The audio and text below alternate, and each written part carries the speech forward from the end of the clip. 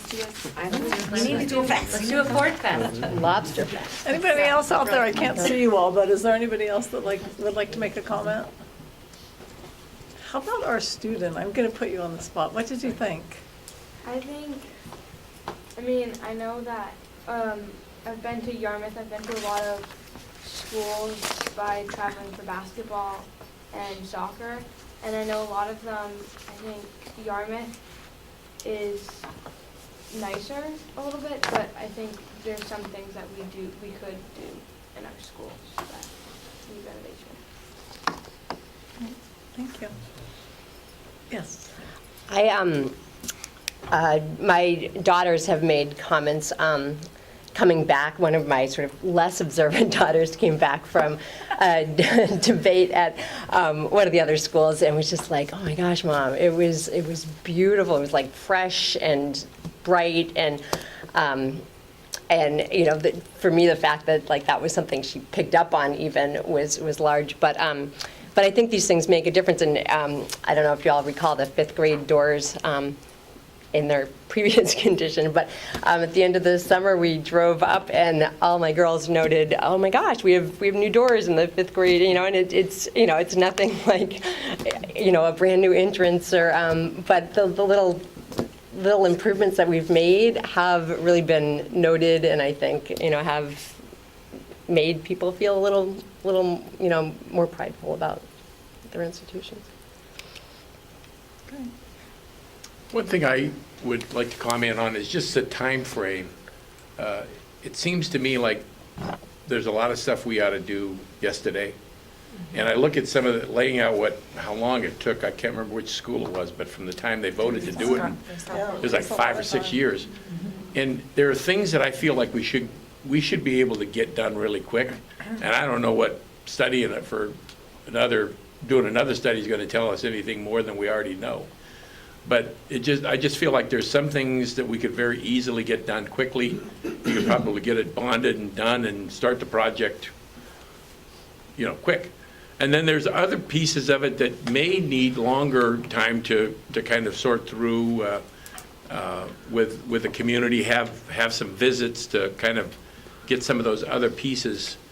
Is part of what we're going to get out of this assessment, is it going to be some recommendations on how to do it, how quick to do it? Are we going to do it in phases?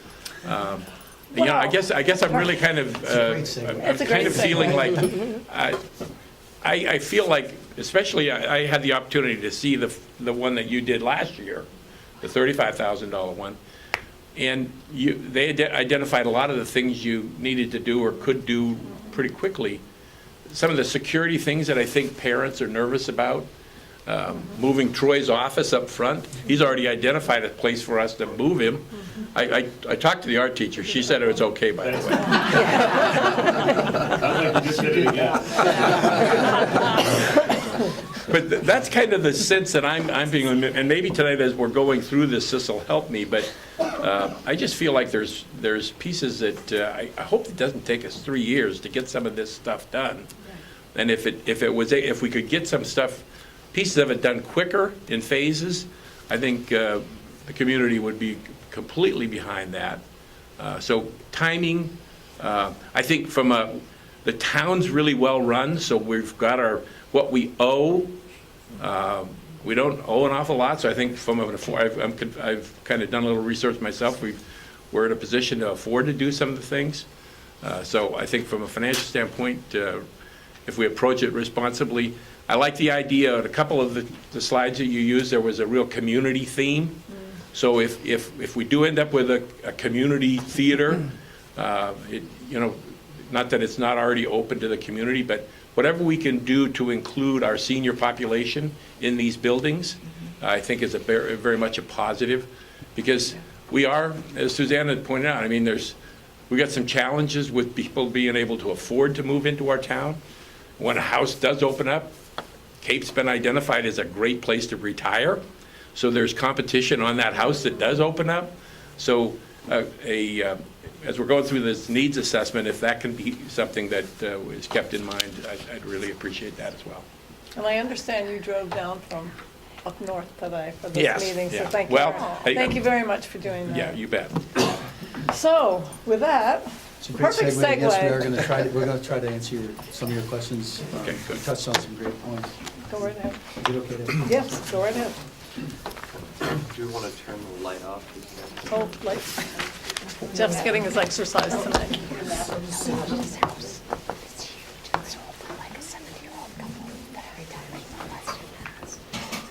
Can everybody hear me in the back okay? You can hear me all right? Good. We were selected, our team was selected in August of 2017. And so we joined a team that was the Cape Elizabeth Building Committee, or the team that selected us and joined. Myself and James are here tonight, as are Austin and Seth from Scott Simons Architects. This has been an enjoyable process, thank you. To me, this is how these things should go. Everybody should have a voice.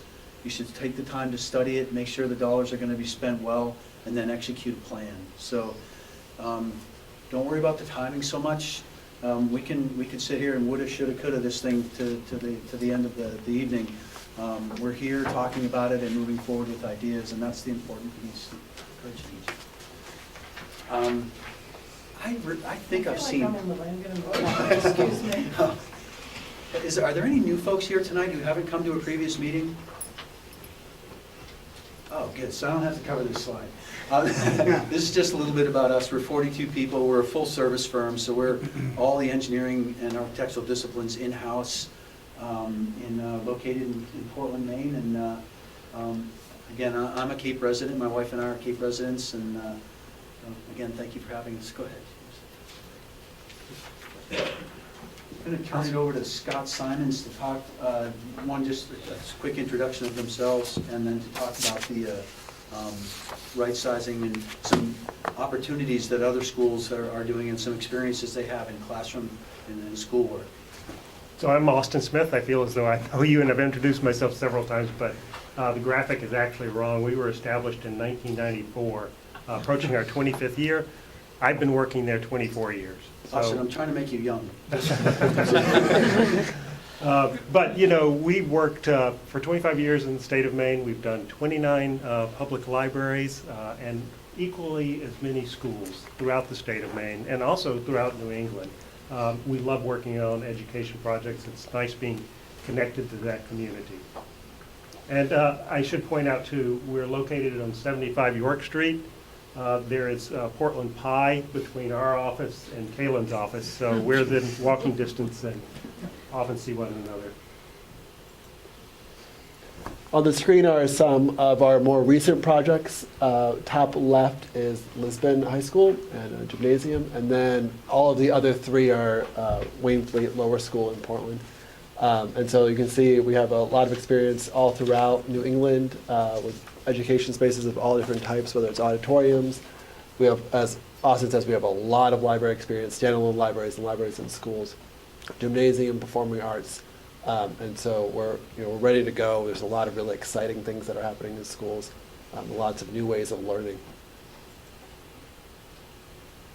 So, as Susanna sort of pointed out, schools have evolved really in the last 25 years. On the upper right-hand side is a library, which are now known as media centers or learning commons, and they sort of embrace a much broader mission other than just books. You can see in the lower right-hand side is a new classroom. That's actually a library as well, and it goes to your point earlier about daylight. This school was designed so that each teacher had morning light. That was really important to them. But you can also see the arrangement of the windows there seem rather random, but it was done by formula with a daylight model to get equal daylight throughout that space and eliminate the need for artificial light. On the lower right-hand side is a classroom that was built for flexibility. And there is this concept now of the flipped classroom that a lot of schools have embraced. Rather than listen to a lecture during the school day, why not listen to that lecture at night? And instead of doing your homework in isolation at home, why not work collectively as a group in the classroom so that you can help one another? And if you need help, it's there. And so the key there is building as much flexibility as possible into the classroom. And The two upper photographs are new spaces that evolved in school, maker spaces that provide students with a venue for creativity and, can also work into the whole concept of a STEM education. The two lower photographs are new elementary schools that have been designed to fit perfectly with the educational philosophy of those facilities.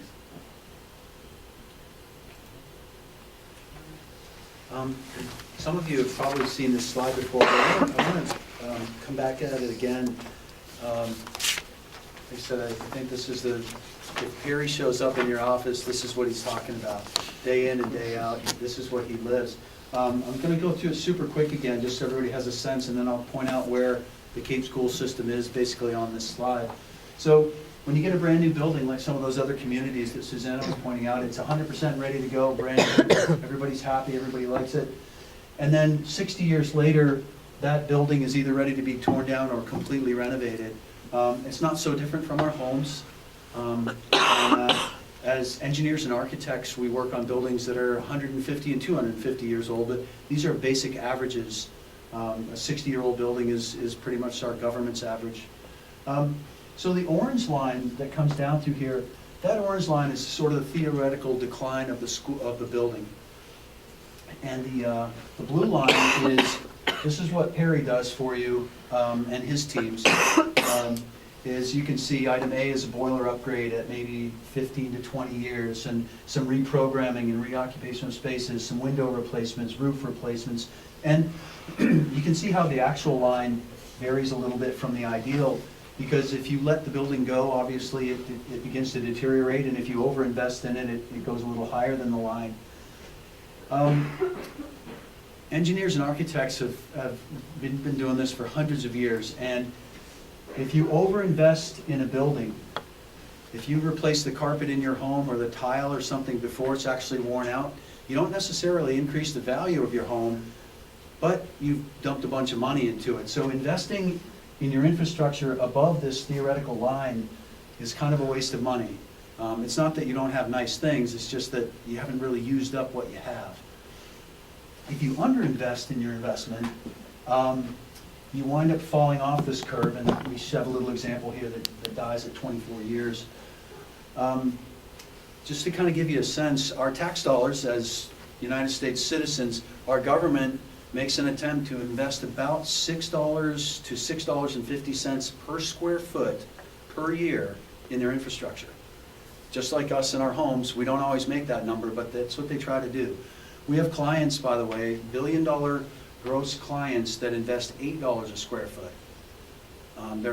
Everything in their building is pristine. They can show a reduction in energy loss, reduction in energy savings every year. Everything they have lasts, and they've proven it to themselves, and that's the model they want to run by. We also have clients that invest about 25 cents a square foot, and we spend a lot of time in their facilities, and they operate somewhere down in here. It shows up in employee morale. It shows up in what they have to expend on boilers that die at 15 years or 10 years instead of 25 years, and floors and roofs that aren't maintained. That O&M piece is so important. It's so important. So anyway, so your Cape school system, we're about here, right? 25 years, come up. And there's a lot of good infrastructure here. There's a lot of good things that still have some time and life left in them. And what our team has come up with is this idea to right-size the school. Don't be thinking about, well, is the Cape population and students declining or increasing? We look at the students we have, and we take a projection of whether that number is going up or going down. And then this is about the time you'd want to make sure that the school is the right size. Are the classrooms the right size? Is the weight room doing the right things? Have there been advances in how to teach the students that we need to take care of? Can we let in more natural light? Because it's been proven time and time again to improve teaching and all those things. So we've been listening, we've been taking notes, our team has been meeting, and there's the urgent need that has come forward with a loud voice on security and safety. And I guess to answer your question now directly, I guess the way we see it going forward, and again, I realize this isn't the charge, but I just want to play back to you what we've been hearing and how we synthesize this as engineers and architects is, you have a short-term need for safety and security. And then you have the long-term need to right-size the school, whether you think that's a good idea or not, and obviously that's why the committee is here. So I'm going to just sort of notionally throw out a plan that if you move forward, you might consider doing. You're right about the timeframes. If you start on a long-term, let's go after a bond, let's get it approved, let's do all the selling of the bond to the townspeople to tell them what they're going to get all the energy, get through a big design of, Susanna showed you the numbers, 15, 25, 30 million, whatever that number is, don't worry about the number, just a big bond. Get a design, get a contractor in here. You have another question, at that point when you go to construction, do you temporarily move the students somewhere else and pay for that while you just get a contractor in here for a one-time go? Or do you try to do it over, like, give them 4 months of your school every summer? You try to get it done that way with sort of, they shut down, they go home, that costs money, they come back for another 4-month hit at it. They have advantages and disadvantages, both plans do. That's a 3-year plan. That's a 3 to 3.5 year plan to get that done. And if you go for just giving the contractor 4 months or 5 months a year, it could go out longer than that. So what we were thinking is, if you want to move ahead with a needs assessment, our team could, by the end of January, come up with a safety and security bond. It'd be sort of a short to address safety and security concerns within the school. Could be cameras, could be relocation of offices, could be upgrade IT, those kind of things. Let's play this out just quickly. If you want that and you go for that, you vote on it in June, get it designed, you could have that work started up fairly effectively and fairly quickly. We would want that work to be done thoughtfully. We don't want to rush into something like that, because if you don't go for the big bond to right-size the school and continue on down the curve, down the line, excuse me, you want this work to look like it was supposed to have been there. You want it to be something you can be proud of at the entrance of your school, and you want that to last 25 or 30 years. And then we also want to think about, if you do go for a short-term bond for safety and security, and then you come back with a right-sizing bond to continue on, we don't want to have to redo a lot of that. That would be wasteful as well. And we want to be very thoughtful that we don't cause ourselves several $100,000s in rework. So, again, it's just a thought. I realize that's not the charge of the committee, but I want to, again, play back to you what we've heard from you and what a solution could be to that. So, I just wanted to touch on our needs assessment scope. If you go forward, I wanted to let you know sort of what we were selected to do and what's in our proposal to you. Field investigations. I'm going to stray from this for a second. First of all, I want to tell you how exciting what we do for a living is. We have all these building codes, all these teaching methods. There's a ton of stuff out there in our field. Every carpet, every table, every ceiling, every building structure, whether it's steel or glass or concrete, all these means and methods that contractors bring. And we have user needs, that's you folks. How you're trying to teach your students, how long you want the building to last, how much money you have in your budget. And our job is to bring all those together and create something that, one, you're really proud of and has that esprit de corps that you're talking about. And also that lasts for 25, 30 years before you have to right-size it again. I love my job. I mean, it's so cool. So with that in mind, field investigations, we get to come into your school, listen to all the teachers. We look for scuff marks on the wall and scuff marks on a corner where every duffel bag coming out of the gym is banged it up, because that tells us that that pathway is not quite wide enough. We walk around with Perry and we look for leaks and why is it leaking. Expansion joints where two buildings were built up against each other and aren't quite playing nice with each other. We talk to your teachers, the staff, the students, ask them how could this be better. We introduce, Austin and Seth come in and make presentations on, this is how other schools are teaching their kids and teaching their students, and here's the results of that. How would you like to entertain something like that? And here's what your classroom might look like. So we gather all this data, and then what we do differently, and I hope this is why you selected us, is rather than just give you a big doorstop, with a whole bunch of ideas saying, yep, your windows are old, you should look at that. Our team actually comes up with projects. We can actually we'll summarize them on one page. It's, I'm gonna take James, he's an electrical engineer as well as a project manager. It's an emergency generator project. Need an emergency generator. It costs about this much. It would be located here.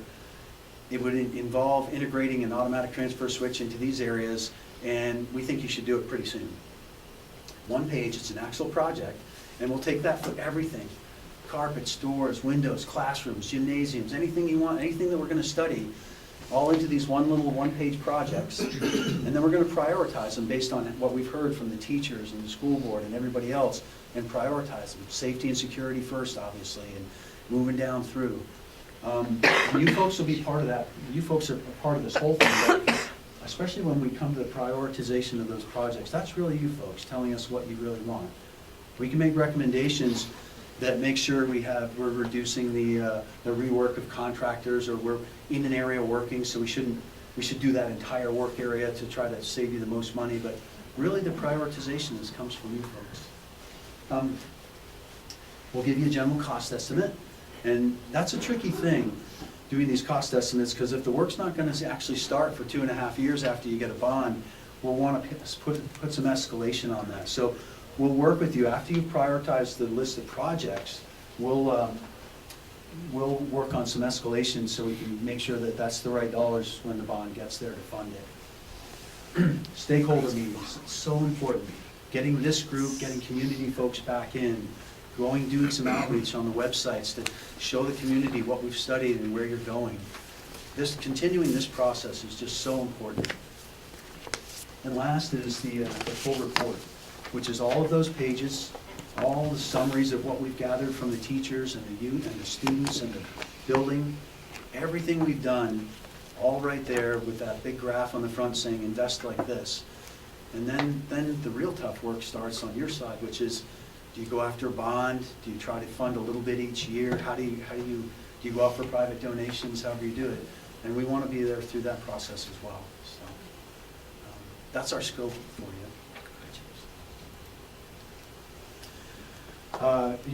Folks have probably seen this slide too many times again.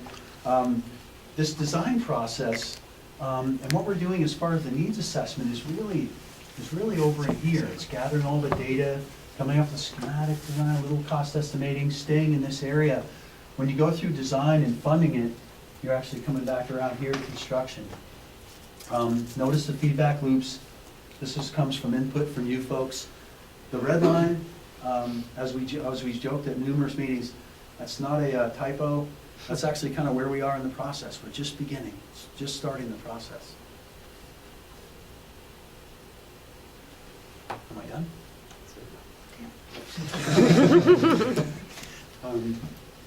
Again, thank you for having us as part of the team. This has been a pleasure to be part of this. We're going to excuse ourselves. We kind of Will you take questions? Oh, I'm sorry. Yeah. Any I'm sure questions? there might be some. I have a question. Go ahead. Back to your flow chart there, and when you finish this work, where would you be in this process? We would be basically still in here. Okay. We would have got some concepts, listening to how you. I'll do something silly so that we don't have to, have a lot of. Let's say that the teachers and the students all want every classroom painted green. All you want is green classrooms. Just paint everything green, furniture green, chairs green. We can get that. We cost it. We say, hey, we should do the green thing. That kind of stops here. And then when we get into schematic design, we actually begin to do some code work. Mm-hmm. We actually bring in some studies and some other stuff, and maybe we introduce that green everything might not be the best thing, but if you, based on our experience as designers, but if you really want it, there's no code violations in green, so let's move on. Yep. And then we work. So we sort of be in here. Okay. Thank you.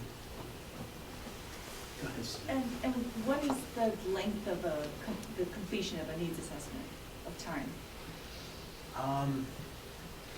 Projection estimate. You sort of said, I think, because you said it was a June vote, right? Are you at the calendar year, or how long it might take? How long it might take for you guys to complete a needs assessment? Once you're green lit. We're in the 3 months? Okay, Yeah. so if we get approved, if we put it into the budget and it gets approved, in May, June, Yeah. then 3 months from then. The ideal Without ti- teachers on site for the whole summer? I'm sorry? Would it be 3 months without teachers on site and No, students in the building? No, the teachers would be critical to the process. Yeah, they- We had discussed, yeah, sorry, we had discussed front-loading interviews, but Timing Yeah, probably would be the best if we started in June. We would You're right. dearly love to get to the teachers before the end of the year. We really would. Well, There's keep so going much- with snow days.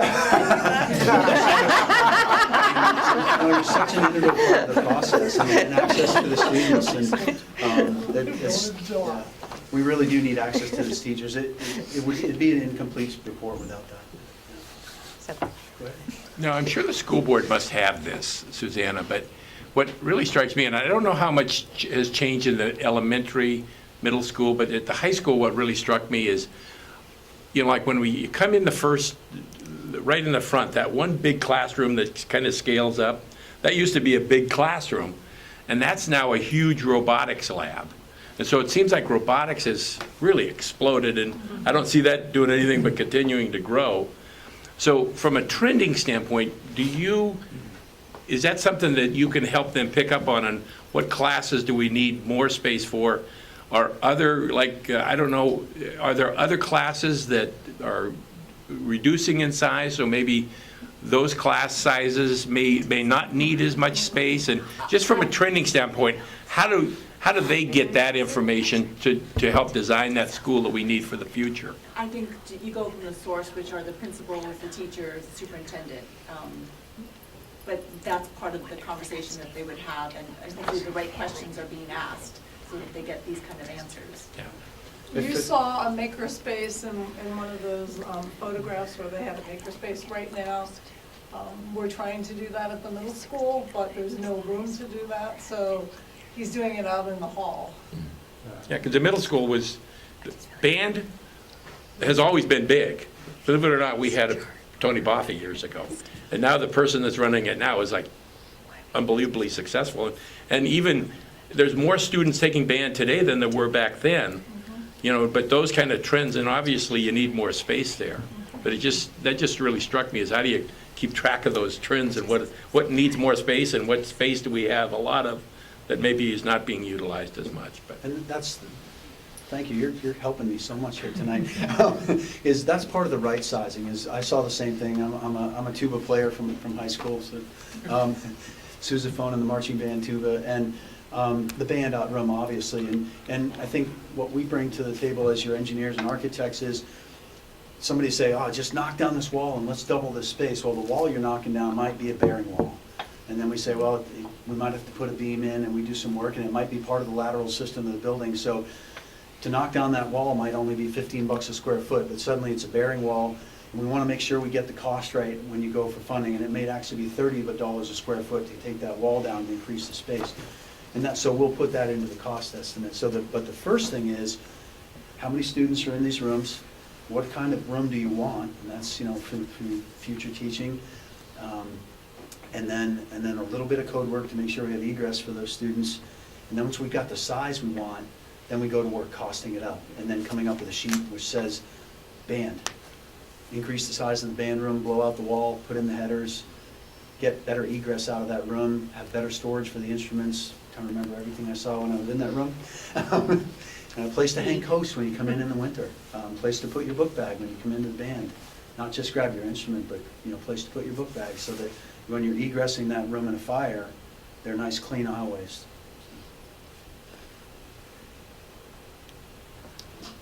I really like the idea of moving forward and quickly with the security that you brought up.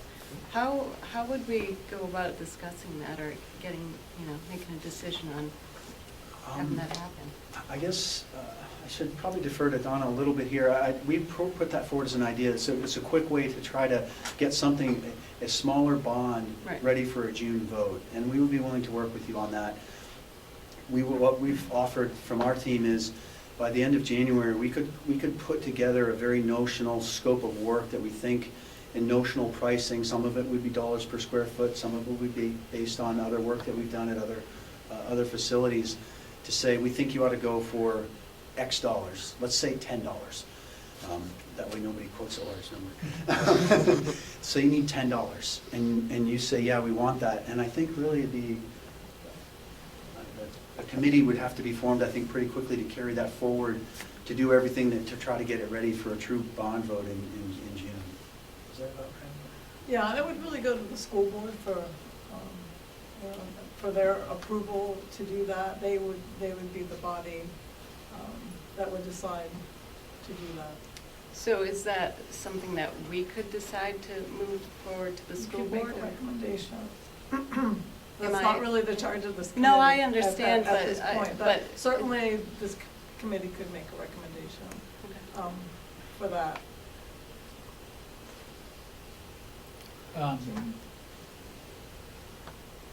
Never mind, never mind. Sure? Yep. Okay. Elizabeth?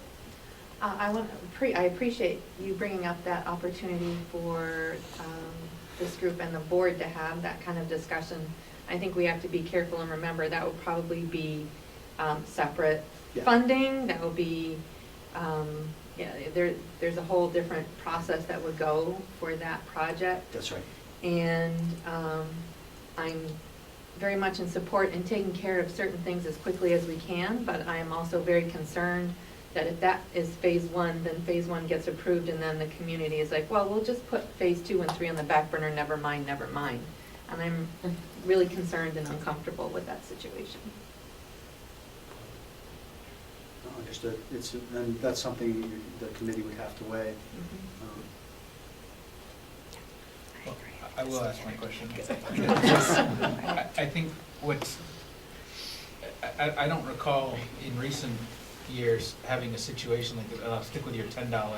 I like that because that. So if there isn't $10 in the budget today, even if $10 isn't a big number, that's $10 that theoretically has to be borrowed, right? That's correct. So when we think about bonds around here, we are usually thinking of significant, and not to say that even $10 in this case wouldn't be significant, but we're usually thinking of things in excess of $1 million, because those are the things that go to referendum, and those are the things that we most often borrow for. In the case of the fire truck that we did this year, an ambulance, creatively financed and things like that. So I guess no matter what that number, whether it's $10 or $20 or $30, it still is going to need to be borrowed for in June, if that was the way we went. Okay.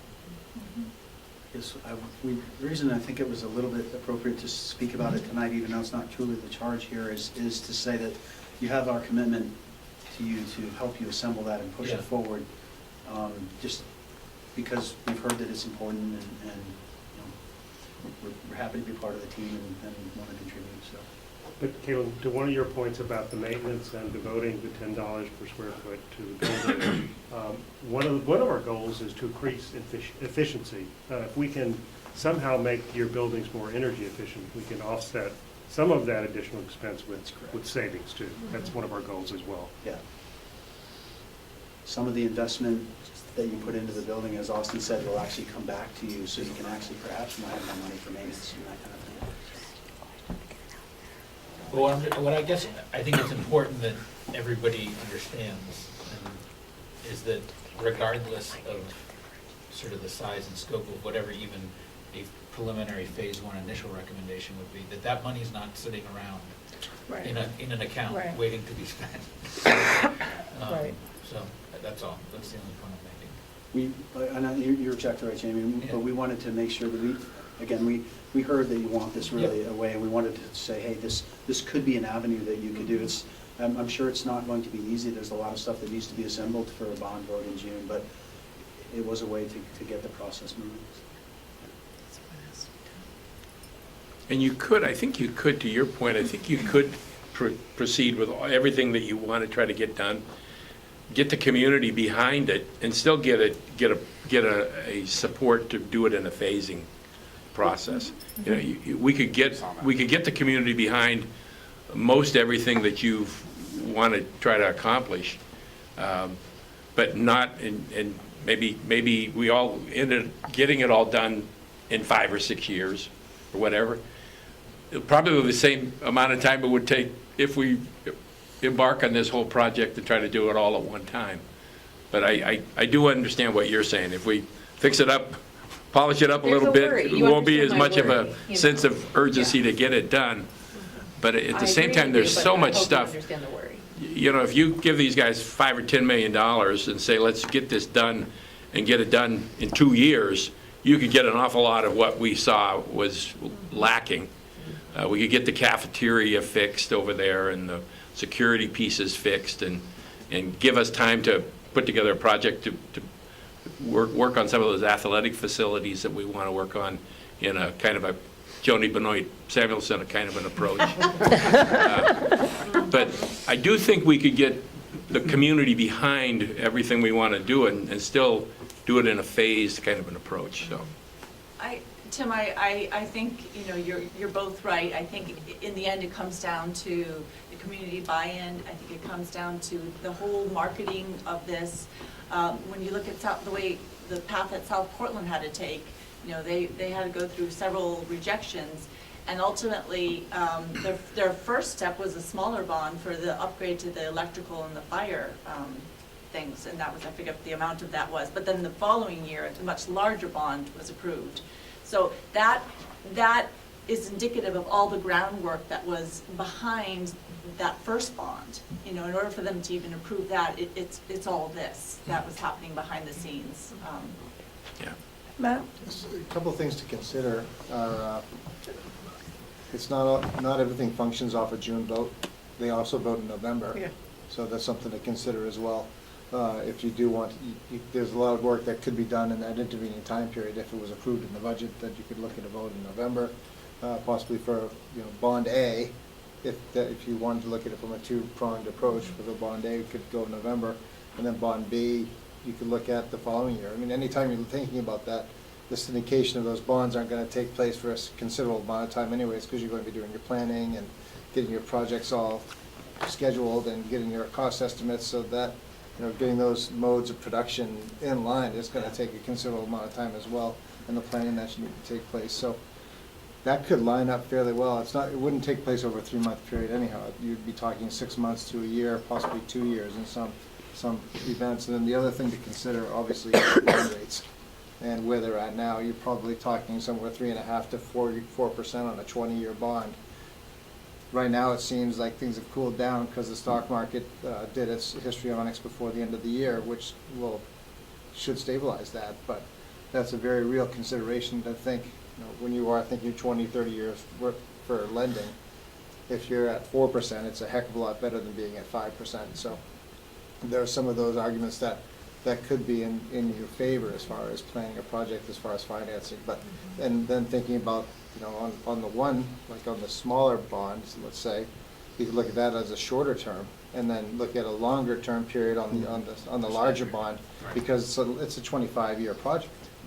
You know, so you want to have a bond that's going to line up with the same amount of years that it's going to take for that to get to the end of its effective life. So that's all the finance I can do tonight, but. Thank you, Matt. Any other questions for the architects or the engineers?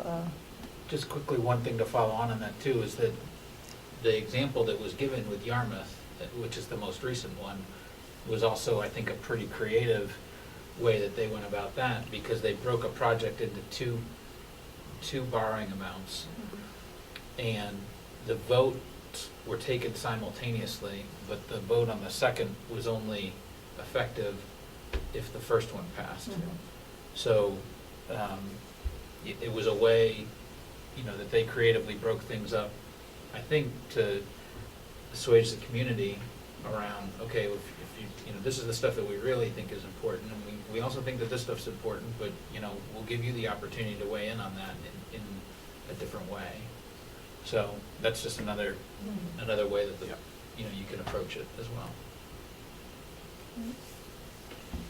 I just have one quick question. On the schools that we saw pictures of today, were all of those new renovations, or were those, or new buildings, or were those schools that were renovated, that had old infrastructure in there that they fix, like what we're Like trying to do. that Kaylin showed, or? That you showed, That I but I'm showed? just wondering if they would know any of the They history of were a those buildings. combination, Yeah. like the Falmouth Lower School was Brand new. freestanding, brand new, but the Falmouth High School was a renovation. Exactly, yeah. Yarmouth a renovation, what other? I think most of them were Scarborough. renovated, Most except for renovated. the Falmouth Elementary School. In Westbrook. And, well, the. Westbrook Middle School's new. The Westbrook Middle School, which we didn't see interior of, Yeah. but, and the Performing Arts Center. Most of it's Yeah. renovation. We could do a new school for you if you like. No, that's what I was wondering, but I figured that's more expensive. Not for $10. So- Well, we actually discussed that in our discussions, because phasing is so critical, and Kaylin sort of, because you've got to have school in operation 9 months of the year, and how do you renovate it? Right. Far easier to do a new school next door, so. Well, Donna, you asked if there were other could you, Yeah. I know you guys have talked about it before, but I mean, there are some people either here or that may view this later. When you did the aging of a building chart, we haven't had any discussion, but I think it's important for people to know what the alternative is that if you don't do this, you are looking at a brand-new building. And that, is not, Yeah, exactly. right, so. The cost of inaction. So Right, how much that's would, what- how that's much what I would the get. cost of a new building be? Well, Elizabeth just, what I was trying to get to, and I was struggling for the words, was